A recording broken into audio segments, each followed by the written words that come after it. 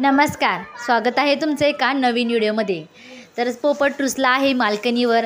तर मालकीन त्या पोपटाचा रुसवा कसा काढते नक्की तुम्ही व्हिडिओ बघा। व्हिडिओ बघून तुम्हाला सुद्धा वाटणार नाही। चालले मी मिठूला सोडून।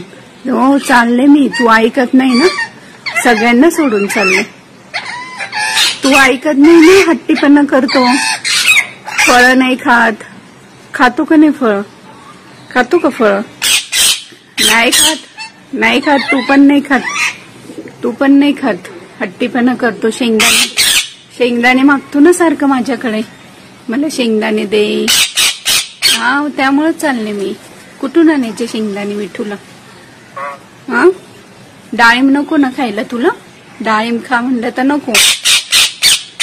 डाळिंब खा, डाळिंब कोण खाणार? तू नाही खाणार का?